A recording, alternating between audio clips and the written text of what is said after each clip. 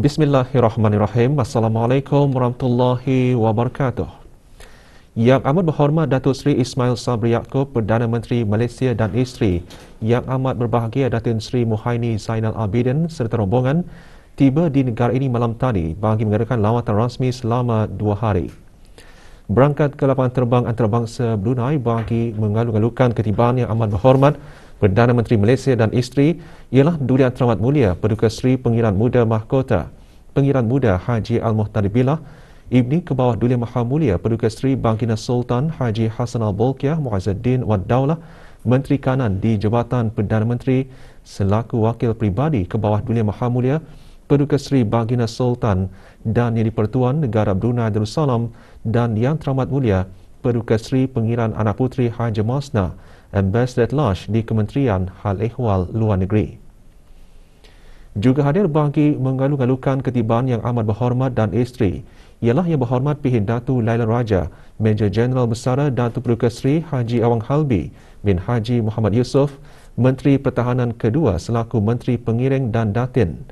Juga berada di lapangan terbang ialah Yang Berhormat Datuk Seri Setia Awang Haji Irwan bin Pihin Datu Pekermajaya Haji Muhammad Yusof, Menteri Hal Ehwal Luar Negeri kedua.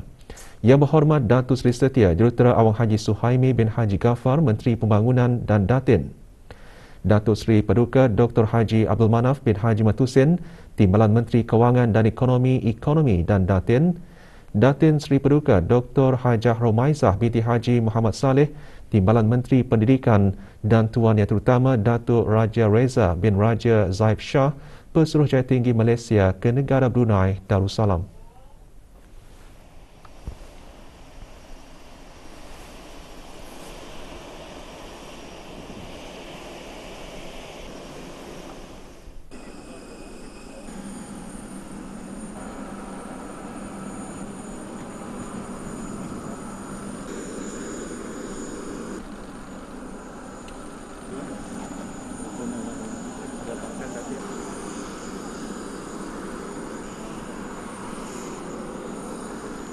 Sejurus ketibaan Yang Amat Berhormat kemudian memeriksa perbarisan kehormatan yang terdiri daripada anggota Tentera Darat Diraja Brunei, Angkatan Bersenjata Diraja Brunei.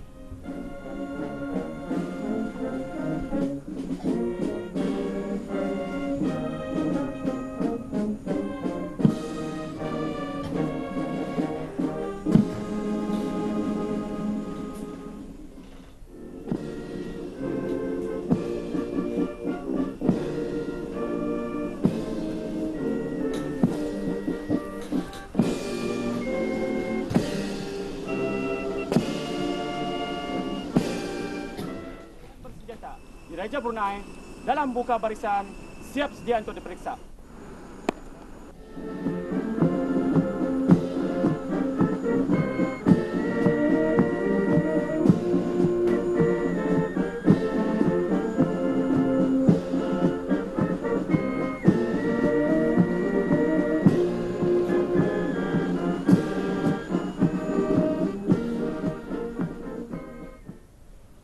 Kebenaran menjalankan tugas seterusnya. Yang Amat Berhormat. Yang Amat Berhormat seterusnya diperkenalkan kepada Menteri-Menteri Kabinet, Timbalan-Timbalan Menteri, Pesuruhjaya Polis Pasukan Polis Diraja Brunei, Pemerintah Angkatan Bersenjata Diraja Brunei, Ketua-Ketua Perwakilan Asing di Negara Brunei Darussalam dan setiausaha-setiausaha tetap di Jabatan Perdana Menteri dan Kementerian Hal Ehwal Luar Negeri. Rombongan Yang Amat Berhormat termasuk Yang Berhormat Datuk Seri Haji Fadilah bin Haji Yusof, Menteri Kanan Kerja Raya, Yang Berhormat Datuk Seri Dr. Syahidan bin Kasim, Menteri Wilayah Persekutuan, dan Yang Berhormat Datuk Seri Saifuddin Abdullah, Menteri Luar Negeri. Lawatan ini merupakan lawatan rasmi pertama Yang Amat Berhormat ke negara Brunei Darussalam sebagai Perdana Menteri Malaysia sejak pelantikannya pada 21 Ogos 2021.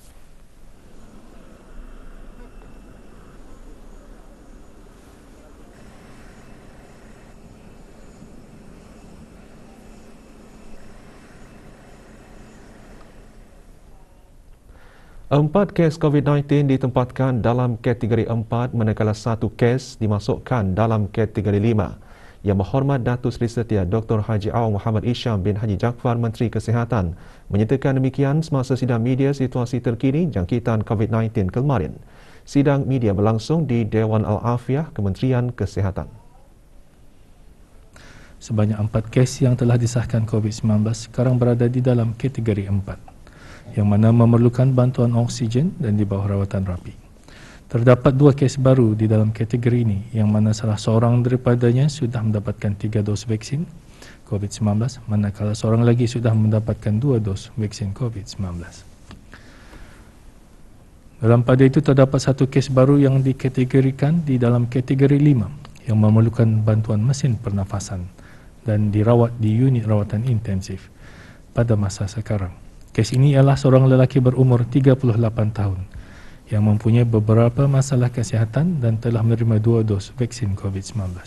Sebanyak 1,477 kes baru telah dilaporkan dalam masa 24 jam yang lalu, di mana kesemuanya adalah kes tempatan. Jumlah keseluruhan kes COVID-19 di negara Brunei Darussalam setakat ini ialah sebanyak 23,992 orang. Jumlah kes baru ini adalah hasil daripada 5,167 ujian makmal yang dilakukan dalam tempoh 24 jam yang lalu. Sementara itu, 178 kes telah disahkan sembuh yang membawa jumlah kes yang sembuh di negara Brunei Darussalam kepada 17,414 kes. Manakala jumlah kes aktif ialah sebanyak 6,476 kes. Semasa sidang media, Menteri Kesihatan turut mengongsikan pencapaian program vaksinasi kebangsaan sehingga 13 Februari 2022. Pencapaian program vaksinasi kebangsaan bagi yang menerima 3 dos vaksin ialah 46.3% dari keseluruhan penduduk di negara ini. Manakala kadar 1 dos dan 2 dos adalah masing-masing melebihi 94%. Kajian sains telah mendapati 2 dos vaksin COVID-19 mampu memberikan perlindungan daripada kesan teruk jangkitan COVID-19. Namun, 3 dos vaksin akan memberikan perlindungan tambahan sehingga lebih 90% terhadap kesan teruk yang sama. Sementara itu, kadar pengisian di pusat-pusat pengasingan di seluruh negara atau bed occupancy rate pada masa inilah sebanyak 20.4%. di mana 483 kes aktif sedang ditempatkan di pusat-pusat pengasingan berkenaan. Seramai 5,993 kes kini sedang menjalani pengasingan di rumah. Dalam pada itu terdapat 99 kluster aktif yang sedang di bawah pemantauan Kementerian Kesihatan pada ketika ini, yang mana tidak ada kluster baru yang melibatkan tempat perniagaan atau tempat awam dikesan.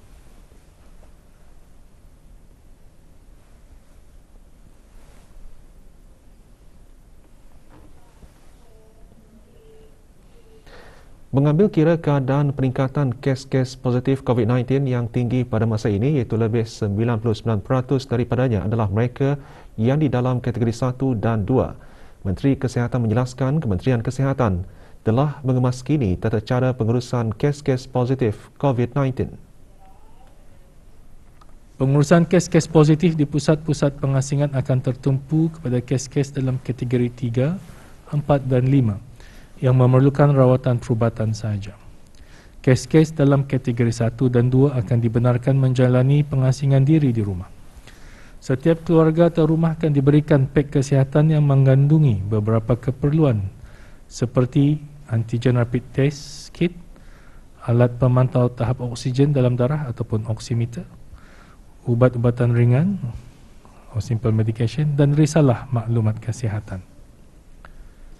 Bagi memberikan perkhidmatan yang lebih berkesan, Kementerian Kesihatan sedang bekerjasama dengan Kementerian Pengangkutan dan Info Komunikasi, Pusat Kebangsaan E-Kerajaan ataupun EJNC dan syarikat Comquest Sendirian Berhad, yakni pengendali talian Darussalam 123, bagi pelaksanaan tugas-tugas seperti penilaian status kesihatan kes-kes yang baru disahkan positif COVID-19, pemantauan kes-kes positif yang menjalani pengasingan diri di rumah, dan penghantaran ART kit ataupun antigen kit dan pek-pek kesihatan bermula hari Selasa 15 hari bulan Februari 2022. Pengesahan status jangkitan COVID-19 akan dikembangluaskan kepada penggunaan ART ataupun antigen, iaitu tidak hanya bergantung kepada ujian swab RT-PCR sahaja. Walau bagaimanapun, orang ramai yang bukan merupakan kontak terdekat kepada kes positif dikehendaki mempunyai 2 ujian RT yang positif dan seterusnya mendaftarkan ujian RT positif tersebut di portal yang tertera atau dengan menghubungi talian Darussalam 123. Sementara itu, pengesanan kontak akan lebih memfokus kepada kontak-kontak terdekat yang berisiko tinggi dan vulnerable groups yang lain, di mana kontak-kontak terdekat tersebut adalah dikehendaki untuk melaporkan status kesihatan masing-masing melalui self-assessment tool di aplikasi BruHealth.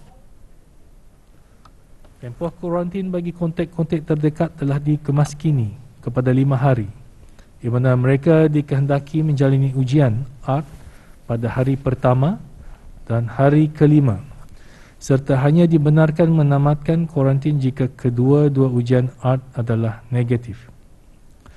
Kontak-kontak terdekat boleh menggunakan RT kit yang diperolehi sendiri.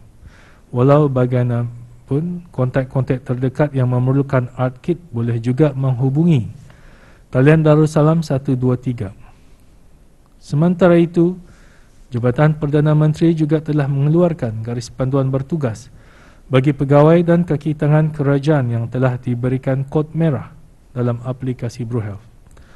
Dalam pada itu, kontak-kontak lain seperti secondary contact tidak lagi dikehendaki untuk menjalani kuarantin dan adalah dinasihatkan untuk memantau sendiri status kesihatan masing-masing dan membuat ujian RT jika mula menunjukkan simptom-simptom jangkitan. Menteri Kesihatan juga menasihatkan orang ramai untuk memastikan nombor telefon mereka telah dikemaskini di dalam akaun BruHIMS masing-masing. Kementerian Kesihatan juga telah bekerjasama dengan syarikat Unified National Networks ataupun UNN bagi penghantaran pesanan ringkas SMS kepada mereka yang telah disahkan positif COVID-19 dan mempunyai kod BruHealth berwarna ungu bermula hari Selasa 15 Februari 2022. Di dalam kesempatan ini, Kementerian Kesihatan juga ingin mengingatkan orang ramai untuk tidak menyalahgunakan talian ambulans 991, iaitu perkhidmatan kecemasan ambulans bagi isu-isu bukan kecemasan, atau mengambil kesempatan terhadap kaki tangan ambulans dengan meminta mereka untuk melakukan ujian RT atau antigen bagi ahli-ahli keluarga pesakit apabila perkhidmatan kecemasan ambulans datang untuk memindahkan kes-kes positif COVID-19 ke pusat-pusat pengasingan. Perkara ini akan mengganggu pemberian perkhidmatan dan boleh menyebabkan kelambatan khususnya di mana bantuan kecemasan lebih diperlukan. Orang ramai adalah diminta untuk memahami keadaan ini dan kerjasama semua pihak dalam perkara ini adalah sangat-sangat diharapkan. Pendidikan dan pelajaran agama serta hal ehwal masjid antara yang dibincangkan semasa perjumpaan muhibah antara Menteri Hal Ehwal Agama bersama ahli-ahli Majlis Mesyuarat Negara. Perjumpaan antara Yang Berhormat Pihin Udana Khatib Datuk Paduka Seri Setia Ustaz Haji Awang Badruddin bin Pengarah Datuk Paduka Haji Awang Osman dan ahli-ahli Majlis Mesyuarat Negara diadakan di Kementerian Hal Ehwal Agama. Perjumpaan ini bermatlamat sebagai wadah untuk percambahan minda serta mempertingkatkan kesedaran awam untuk sama-sama menanai cabaran perkhidmatan agama di negara ini melalui pendekatan Hall of Nation. Juga hadir Pengiran Datuk Seri Paduka Haji Bahrom bin Pengiran Haji Bahar Timbalan Menteri Hal Ehwal Agama.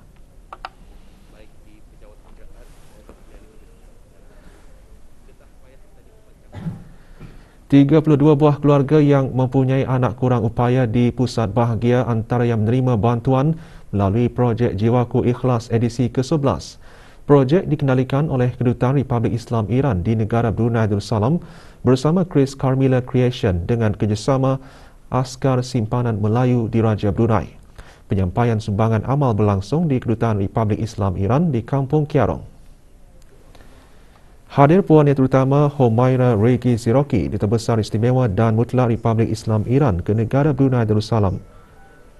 Sumbangan diadakan sempena ulang tahun Hari Kebangsaan Republik Islam Iran dan ulang tahun ke-28 hubungan diplomatik bersama negara Brunei Darussalam dan sempena ulang tahun Hari Kebangsaan Negara Brunei Darussalam ke-38. Projek amal Jiwaku Ikhlas juga membantu mengurangkan beban mereka yang terjejas oleh COVID-19.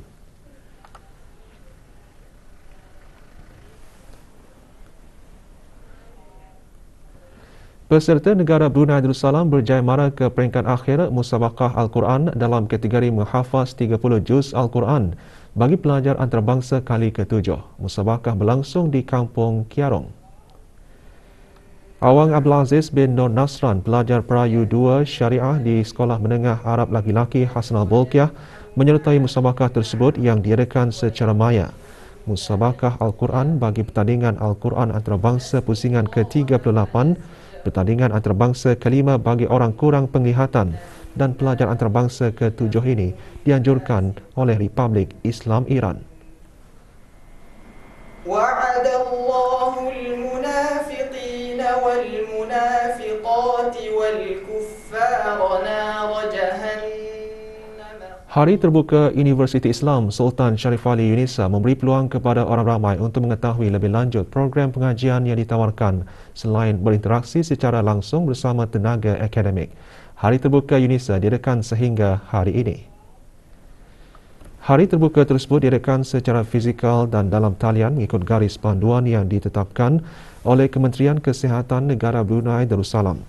Maklumat lanjut hubungi pejabat pengurusan akademik melalui email oam@unisa.edu.pn atau oam@siswa.unisa.edu.pn dan talian WhatsApp 737 6997.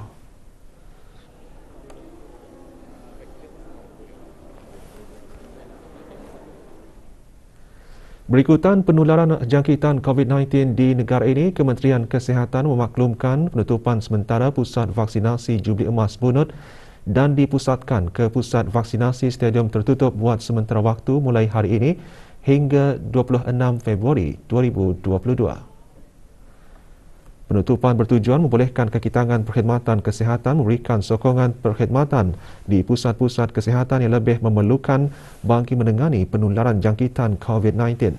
Sementara itu, orang ramai yang telah membuat tempahan vaksinasi di pusat vaksinasi Jubli Emas Bunut akan diberikan perjanjian baharu di pusat vaksinasi stadium tertutup dan dinasihatkan memeriksa pesanan ringkas dan aplikasi Blue Health masing-masing. Untuk maklumat lanjut, hubungi talian nasihat kesihatan 148 atau talian Darussalam 123.